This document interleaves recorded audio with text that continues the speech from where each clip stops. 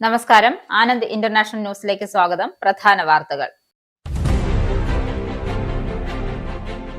ഇന്ത്യയ്ക്കുമേലുള്ള അമേരിക്കയുടെ 50% തീരുവ ഉപേക്ഷിച്ചേക്കുമെന്ന സൂചന നൽകി അമേരിക്കൻ പ്രസിഡന്റ് ഡൊണാൾഡ് ട്രംപ്.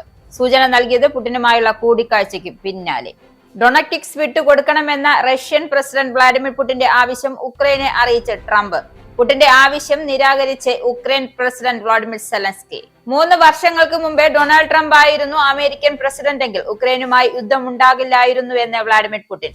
പ്രതികരണം ട്രംപുമായി അലാസ്കയിൽ വെച്ച് നടത്തിയ കൂടിക്കാഴ്ചയ്ക്ക് ശേഷം ഇരുവരും സംയുക്തമായി നടത്തിയ വാർത്താ സമ്മേളനത്തിൽ. വിമാനം പറത്തുന്നത് കുടുംബത്തെ കാണിക്കാൻ കോക്പിറ്റ് തുറന്നിട്ട ബ്രിട്ടീഷ് എയർവേസ് പൈലറ്റിന് സസ്പെൻഷൻ. സുരക്ഷാ ചട്ടങ്ങൾ ലംഘിച്ചുകൊണ്ടുള്ള പൈലറ്റിന്റെ പ്രവൃത്തി യാത്രക്കാരെയും ജീവനക്കാരെയും ആശങ്കയിലാക്കി. യുകെയിലുടനീളമുള്ള NHS സംവിധാനങ്ങൾ രോഗികളുടെ ഡിസ്ചാർജ് വേഗത്തിലാക്കാൻ AI വരുന്നു. ആർട്ടിഫിഷ്യൽ ഇന്റലിജൻസ് ഉപകരണം ലണ്ടനിലെ ഒരു ആശുപത്രി ട്രസ്റ്റിൽ പരീക്ഷിച്ചു വരുന്നു. പലസ്തീനൊപ്പമോ അതോ എതിരോ UK സർക്കാർ. ശനിയാഴ്ച നോർഫോക്കിൽ നടന്ന ഒരു പ്രതിഷേധത്തിൽ നിരോധിത ഗ്രൂപ്പായ പലസ്തീൻ ആക്ഷനെ പിന്തുണച്ചുവെന്ന സംശയത്തിൽ ഭീകരവാദ നിയമത്തിലെ വകുപ്പുകൾ പ്രകാരം 13 പേരെ അറസ്റ്റ് ചെയ്തു. വാർത്തകൾ വിശദമായി. ഇന്ത്യയ്ക്ക് മേലുള്ള അമേരിക്കയുടെ 50% തീരുവ ഉപേക്ഷിച്ചേക്കുമെന്ന സൂചന നൽകിയ Donald Trump. Russian president Vladimir പുടിനുമായുള്ള കൂടിക്കാഴ്ചയ്ക്ക് പിന്നാലെയാണ് ഇന്ത്യയ്ക്കു മേലുള്ള അധിക തീരുവ ഉപേക്ഷിച്ചേക്കുമെന്ന സൂചന നൽകിക്കൊണ്ടുള്ള ട്രംപിന്റെ പ്രതികരണം. റഷ്യയിൽ നിന്ന് എണ്ണ വാങ്ങുന്നതിന്റെ പേരിലാണ് ഇന്ത്യയ്ക്ക് മേൽ ട്രംപ് 50% തീരുവ ചുമത്തിയത്.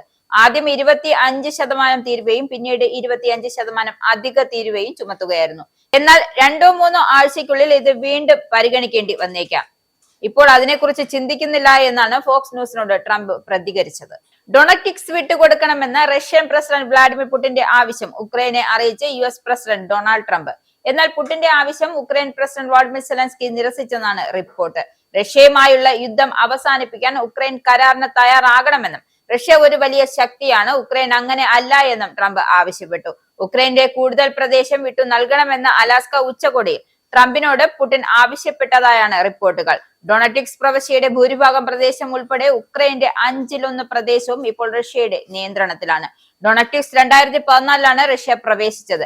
മോസ്കോയുടെ പ്രധാന ലക്ഷ്യങ്ങളിലൊന്നായ വ്യാവസായിക മേഖലയായ ഡൊണറ്റിക്സ് റഷ്യക്ക് വിട്ടു നൽകാൻ തയ്യാറായാൽ മറ്റു പ്രദേശങ്ങളിലെ മുന്നേറ്റം മരവിപ്പിക്കാൻ തയ്യാറാണെന്നും പുടിൻ നിലപാട് സ്വീകരിച്ചതായാണ് സൂചന.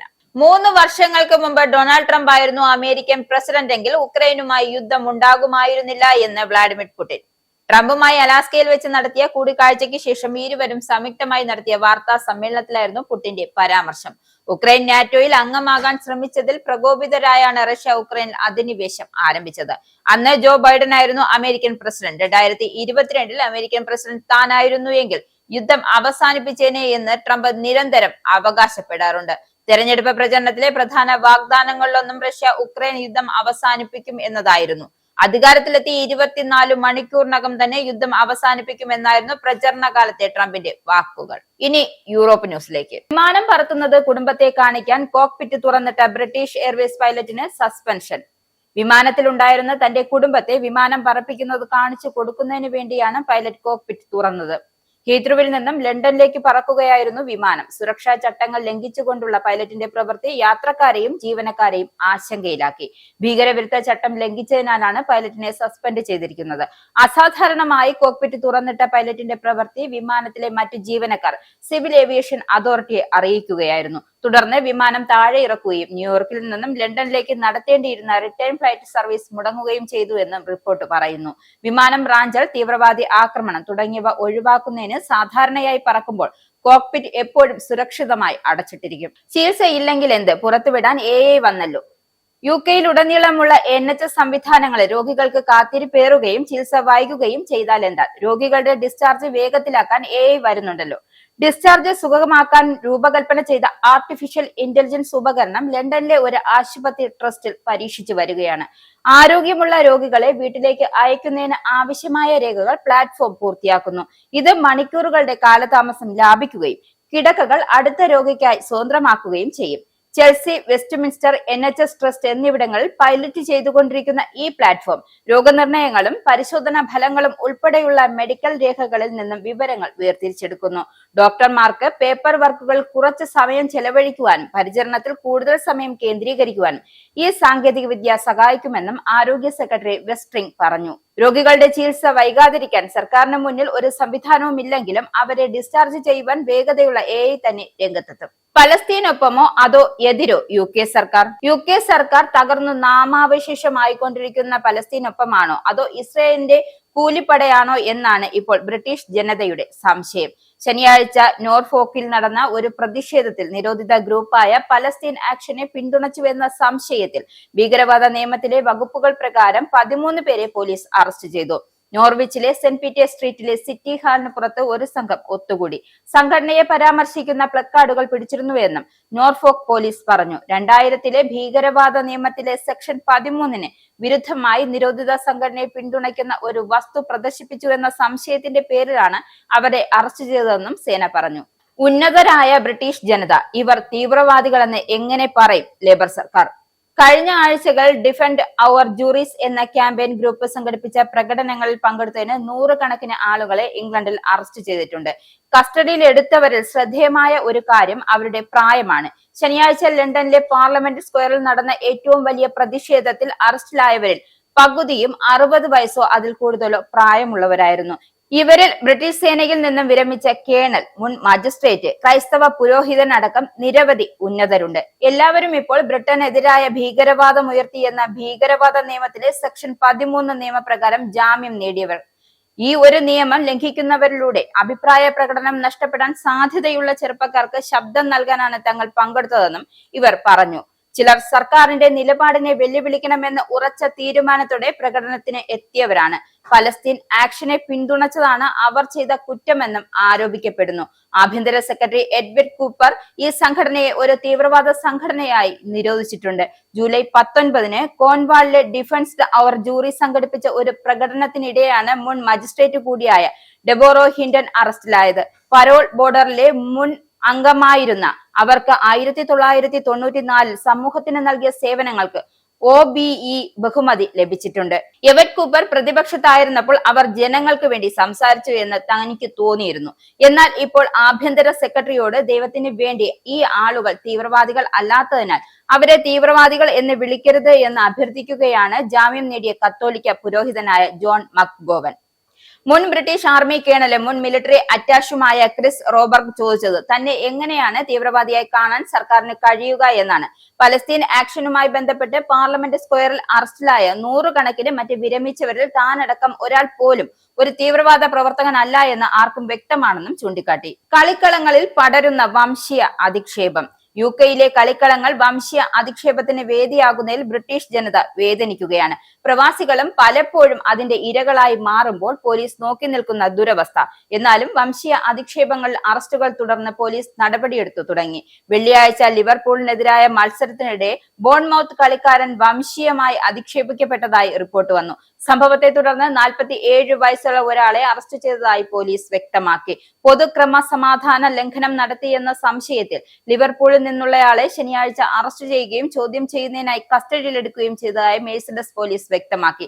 ശനിയാഴ്ച ബ്രാൻഫോർഡ് യൂണിവേഴ്സിറ്റി സ്റ്റേഡിയത്തിൽ നടന്ന മറ്റൊരു മത്സരത്തിനിടെ വംശീയമായി അധിക്ഷേപിച്ചതിന് 2ാമത്തെ അറസ്റ്റ് നടന്നതായി ബ്രാഡ്ഫോർഡ് സിറ്റി AFC അറിയിച്ചു.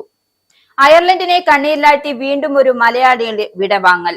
അയർലൻഡ് സൈക്ലോയിൽ ദുരൂഹ സാഹചര്യത്തിൽ പത്തനംതിട്ട തിരുവല്ല വള്ളംകുളം സ്വദേശി അനീഷ് TPയുടെ മൃതദേഹം കണ്ടെത്തി. 40 വയസ്സായിരുന്നു. താമസ സ്ഥലത്തിന് പിന്നിലുള്ള ഷെഡിൽ ദുരൂഹ സാഹചര്യത്തിൽ അനീഷിന്റെ മൃതദേഹം കണ്ടെത്തുകയായിരുന്നു. കഴിഞ്ഞ ദിവസം വൈകിട്ട് 6 മണിയോടെയാണ് അയർലൻഡിലെ നോർത്ത് വെസ്റ്റേൺ പ്രദേശമായ സൈക്ലോയിൽ അനീഷിനെ ദുരൂഹ സാഹചര്യത്തിൽ കണ്ടെത്തിയതായി ഗാർഡയ്ക്ക് വിവരം ലഭിക്കുകയായിരുന്നു. പിന്നീട് ഗാർഡയും ആംബുലൻസ് സർവീസും ഉടൻ സ്ഥലത്തെത്തി അനീഷിന്റെ മരണം സ്ഥിരീകരിച്ചു. സൈക്ലോയിലെ ക്ലൂണൻ മഹോൺ ഇന്റലക്ച്വൽ ഡിസബിലിറ്റി സെന്ററിൽ കെയർ ആയി ജോലി ചെയ്തു വരികയായിരുന്നു. 2016-ൽ അയർലൻഡിൽ എത്തിയ അനീഷ് വിവിധ സ്ഥലങ്ങളിൽ മുമ്പ് ജോലി ചെയ്തിരുന്നു. ശ്യാം കൃഷ്ണന് ആദരാഞ്ജലി. അയർലൻഡിലെ വാട്ടർഫോർഡിലെ അന്തരിച്ച മലയാളി നഴ്സ് ശ്യാം കൃഷ്ണന്റെ സംസ്കാരം പിന്നീട് നടക്കും. Saint Patrick hospital clinical nurse മാനേജറായി ജോലി ചെയ്തു വരികയായിരുന്നു. ഏതാനും നാളുകളായി അർബുദബാധയെ തുടർന്ന് ചികിത്സയിലായിരുന്നു ശ്യാംകൃഷ്ണൻ. അയർലൻഡിലെ നഴ്സുമാരുടെ ട്രേഡ് യൂണിയനായ INMO-യുടെ ദേശീയ എക്സിക്യൂട്ടീവ് കൗൺസിൽ അംഗമാണ്.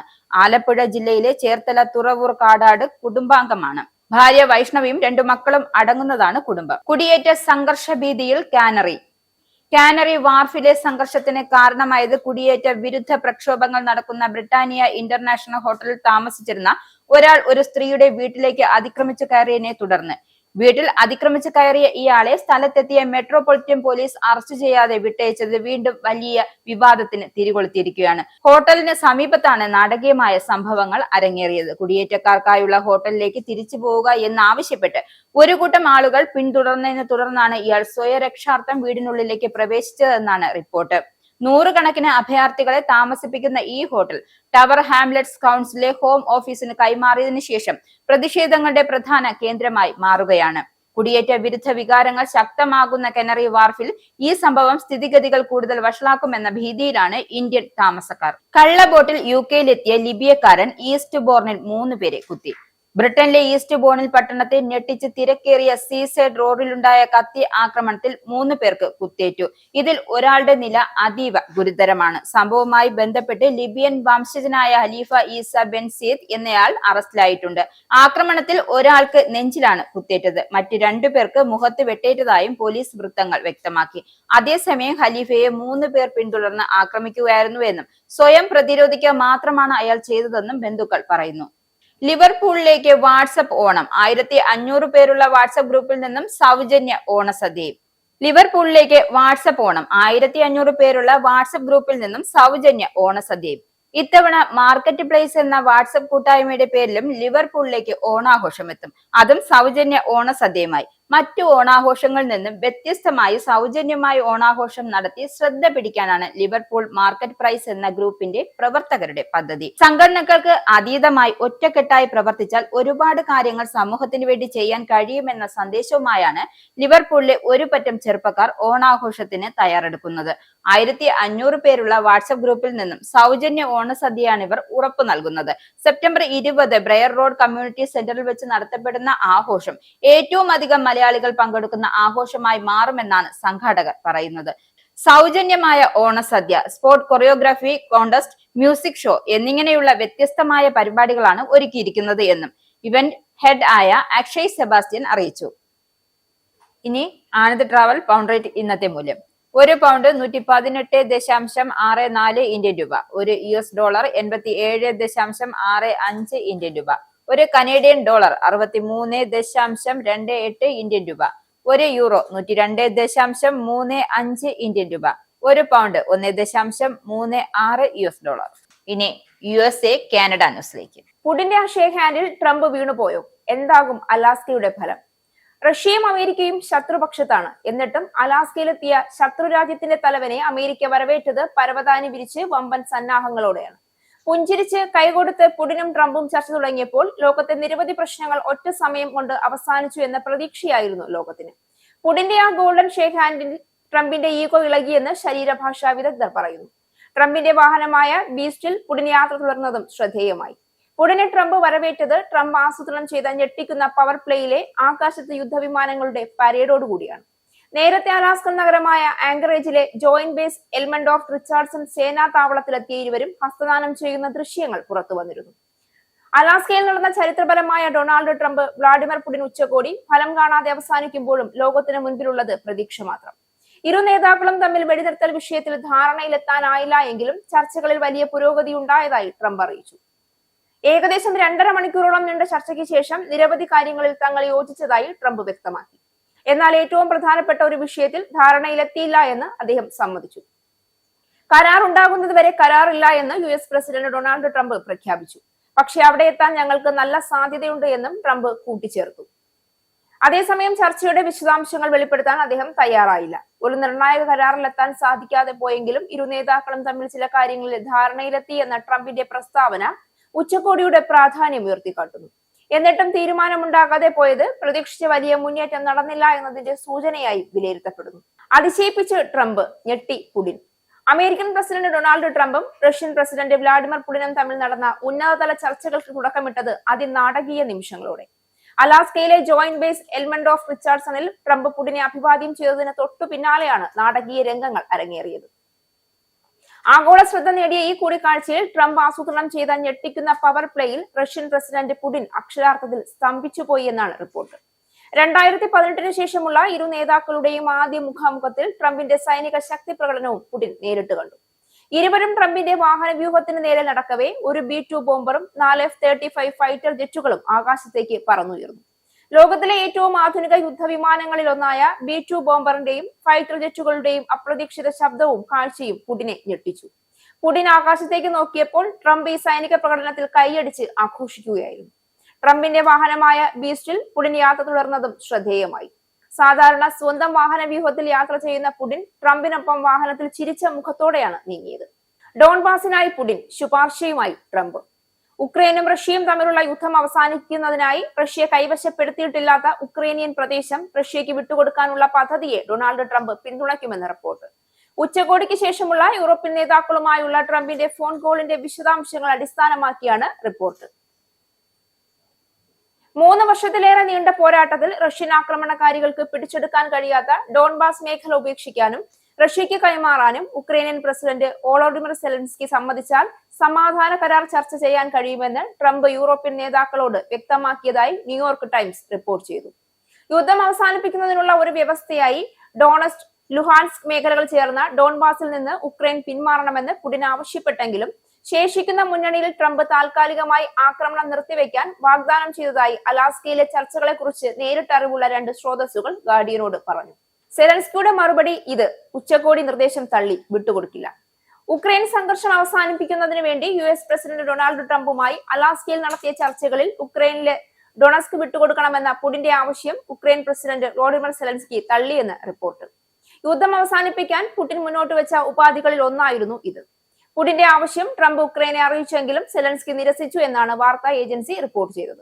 റഷ്യയുമായുള്ള യുദ്ധം അവസാനിപ്പിക്കാൻ ഉക്രൈൻ കരാറിന് തയ്യാറാകണമെന്നും ട്രംപ് സെലൻസ്കിയോട് ആവശ്യപ്പെട്ടിരുന്നു. ഉക്രൈന്റെ കൂടുതൽ പ്രദേശം വിട്ടു നൽകണമെന്ന് അലാസ്ക ഉച്ചകോടിയിൽ ട്രംപിനോട് പുടിൻ ആവശ്യപ്പെട്ടതായാണ് റിപ്പോർട്ടുകൾ. മോസ്കോയുടെ പ്രധാന ലക്ഷ്യങ്ങളിൽ ഒന്നായ വ്യാവസായിക മേഖലയായ ഡൊണസ്ക് റഷ്യയ്ക്ക് വിട്ടു നൽകാൻ തയ്യാറായാൽ മറ്റു പ്രദേശങ്ങളിലെ മുന്നേറ്റം മരവിപ്പിക്കാൻ തയ്യാറാണെന്ന് പുടിൻ നിലപാട് സ്വീകരിച്ചതായാണ് സൂചന. ഡൊണസ്ക് പ്രവിശ്യയുടെ ഭൂരിഭാഗം പ്രദേശം ഉൾപ്പെടെ യുക്രൈന്റെ 1/5 പ്രദേശവും ഇപ്പോൾ റഷ്യയുടെ നിയന്ത്രണത്തിലാണ്. ഡൊണസ്കിൽ 2014 റഷ്യ പ്രവേശിച്ചത്. വ്യാപാര ചർച്ചകൾക്കുള്ള US സംഘത്തിന്റെ ഇന്ത്യ സന്ദർശനം മാറ്റിവെച്ചതായി റിപ്പോർട്ട്. ഇന്ത്യ-US താരിഫ് വർധനയ്ക്ക് പിന്നാലെ നിലനിൽക്കുന്ന സാമ്പത്തിക സംഘർഷത്തിന്റെ സാഹചര്യത്തിൽ സന്ദർശനം ഒഴിവാക്കിയെന്നാണ് വിശദീകരണം. ചർച്ചകൾക്കായി ഓഗസ്റ്റ് 25 മുതൽ 29 വരെ US സംഘം ഇന്ത്യയിൽ ഉണ്ടാകുമെന്നായിരുന്നു നേരത്തെ അറിയിച്ചിരുന്നത്. US പ്രസിഡന്റ് ഡൊണാൾഡ് ട്രംപ് മുൻപ് ഏർപ്പെടുത്തിയ 25% തീരുവയ്ക്ക് പുറമെ റഷ്യൻ എണ്ണ ഇറക്കുമതിക്ക് ഇന്ത്യൻ ഉൽപ്പന്നങ്ങൾക്ക് 25% ലെവി ഏർപ്പെടുത്തുമെന്നും പ്രഖ്യാപിച്ച സാഹചര്യത്തിൽ ഇന്ത്യ-US ഉഭയകക്ഷി വ്യാപാര കരാറിനെ കുറിച്ചുള്ള ചർച്ചകൾ നിർണായകമാണ്. ഉഭയകക്ഷി വ്യാപാര കരാർ സംബന്ധിച്ച് US-ഉം ഇന്ത്യയും തമ്മിലുള്ള 6ാം റൗണ്ട് ചർച്ചകൾക്ക് വേണ്ടിയായിരുന്നു US സംഘത്തിന്റെ സന്ദർശനം. കൂടാതെ 25% അധിക തീരുവ ഓഗസ്റ്റ് 27 പ്രാബല്യത്തിൽ വരുമെന്നിരിക്കെ ചർച്ച നടക്കുന്ന തീയതികളും പ്രധാനപ്പെട്ടതായിരുന്നു. ഇതാണ് ഇപ്പോൾ മാറ്റിവെച്ചിരിക്കുന്നത്. സെപ്റ്റംബർ, ഒക്ടോബർ മാസത്തിനുള്ളിൽ വ്യാപാര കരാർ സംബന്ധിച്ച് ധാരണയിലെത്തുമെന്നായിരുന്നു മുൻപ് പറഞ്ഞിരുന്നത്. കൂടുതൽ ഫെഡറൽ സേന തലസ്ഥാനത്തേക്ക്. ഫെഡറൽ നടപടികളിലൂടെ വാഷിംഗ്ടണിലെ പോലീസിംഗ് പുനഃക്രമീകരിക്കാനുള്ള ട്രംപ് ഭരണകൂടത്തിന്റെ ശ്രമങ്ങൾ കൂടുതൽ കടുപ്പിക്കുന്നു. ഇതിന്റെ ഭാഗമായി West Virginia, South Carolina, Ohio സംസ്ഥാനങ്ങൾ അവരുടെ നാഷണൽ ഗാർഡിലെ 100 കണക്കിന് അംഗങ്ങളെ രാജ്യ തലസ്ഥാനത്തേക്ക് വിന്യസിക്കാൻ നീക്കം നടത്തി. വെസ്റ്റ് വിർജീനിയ 300 മുതൽ 400 വരെ ഗാർഡ് സൈനികരെ വിന്യസിക്കുമെന്ന് പറഞ്ഞു. സൗത്ത് കരോലിന 200 പേരെ വാഗ്ദാനം ചെയ്തു. ഒഹായോ വരും ദിവസങ്ങളിൽ 150 പേരെ അയക്കുമെന്ന് പറഞ്ഞു. വാഷിംഗ്ടണിലെ ലോക്കൽ പോലീസ് സേനയെ ഫെഡറലാക്കി 800ഓളം District of Columbia National Guard അംഗങ്ങളെ സജീവമാക്കിയ ഡൊണാൾഡ് ട്രംപിന്റെ എക്സിക്യൂട്ടീവ് ഉത്തരവിനെ തുടർന്ന് ഡെമോക്രാറ്റിക് നഗരത്തിൽ പ്രതിഷേധങ്ങൾ വ്യാപിപ്പിച്ചതിനെ തുടർന്നാണ് ശനിയാഴ്ച ഈ നീക്കങ്ങൾ പ്രഖ്യാപിച്ചത്. പുടിന് മെലാനിയ ട്രംപ് അയച്ച കത്തിൽ എന്താണ്? ഉക്രൈനി കുട്ടികളെ റഷ്യ തട്ടിക്കൊണ്ടുപോയതിൽ നീറി ഉക്രൈൻ. എന്നാൽ തട്ടിക്കൊണ്ടുപോയതല്ല, അവരെ യുദ്ധത്തിൽ നിന്നും രക്ഷിക്കുകയായിരുന്നു എന്നാണ് റഷ്യയുടെ നിലപാട്. എന്നായാലും US പ്രസിഡന്റ് ഡൊണാൾഡ് ട്രംപിന്റെ ഭാര്യ മെലാനിയ ട്രംപ് വെള്ളിയാഴ്ച റഷ്യൻ പ്രസിഡന്റ് വ്ളാഡിമിർ പുടിന് റഷ്യൻ കുട്ടികളുടെ ദുരവസ്ഥ വിവരിച്ച് കത്തയച്ചതായി റിപ്പോർട്ട്. റോയിട്ടേഴ്സ് റിപ്പോർട്ട് ചെയ്തതനുസരിച്ച് 2 പ്രസിഡന്റുമാരും ഉക്രൈൻ യുദ്ധത്തെക്കുറിച്ചുള്ള ചർച്ചകൾക്കായി അലാസ്കയിൽ കൂടിക്കാഴ്ച നടത്തിയപ്പോൾ ട്രംപ് പുടിന് ഈ കത്ത് കൈമാറി.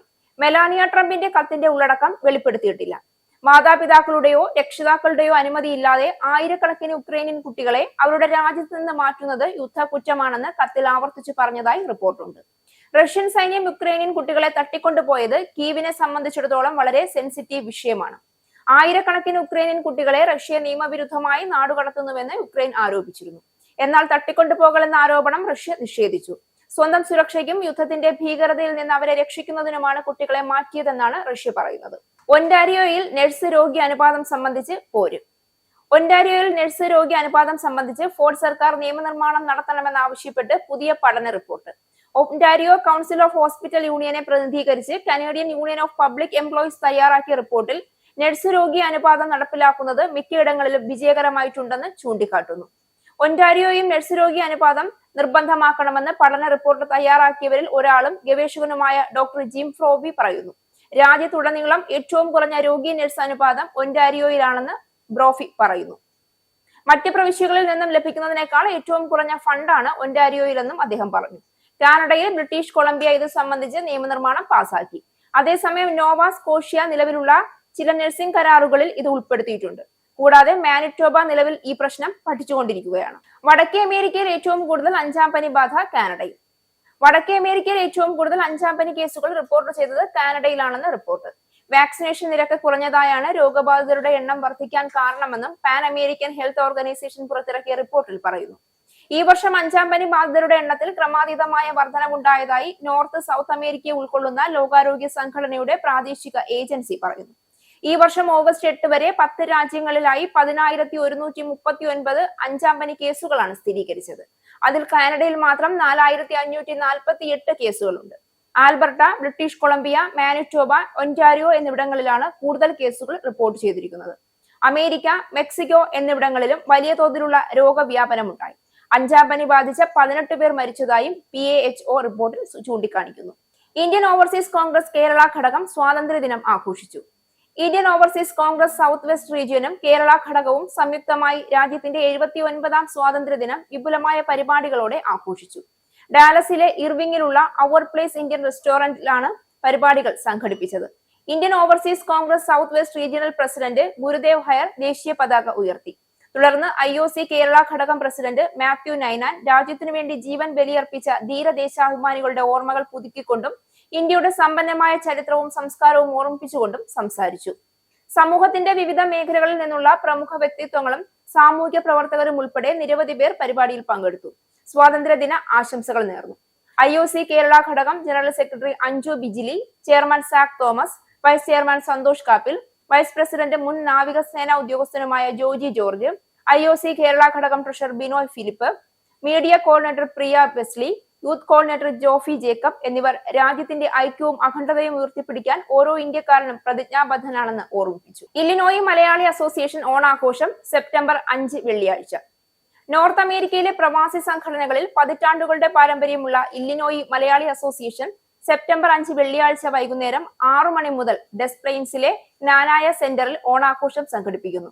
ഷിക്കാഗോയിലെ Indian consul general Somnath Ghosh മുഖ്യാതിഥിയായി പങ്കെടുക്കുന്ന ഓണാഘോഷ പരിപാടികളിൽ ആകർഷകങ്ങളായ കലാപരിപാടികളും വിഭവസമൃദ്ധമായ ഓണസദ്യയും ആഘോഷങ്ങളുടെ ഭാഗമായി ഒരുക്കിയിട്ടുണ്ട്. ഓണാഘോഷങ്ങളിലുടനീളം പങ്കെടുത്ത് പരിപാടി വിജയിപ്പിക്കണമെന്ന് ഷിക്കാഗോയിലെ മലയാളി സമൂഹത്തോട് അഭ്യർത്ഥിക്കുന്നതായി president Joy Peters Indikuzhy, secretary Prijil Alexander, executive അംഗങ്ങളായ Stephen Chollampel, Shani Abraham, Lins Thannichuvattil, Josy Kurisinkal, George Mathew എന്നിവർ അറിയിച്ചു. സംഘടനയുടെ മുൻ പ്രസിഡന്റ് ആയിരുന്ന സാം ജോർജ് ആണ് ഇത്തവണത്തെ ഓണാഘോഷങ്ങളുടെ കോർഡിനേറ്റർ. ശോഭ നായരുടെയും ആനി സണ്ണിയുടെയും നേതൃത്വത്തിലാണ് കലാപരിപാടികൾ.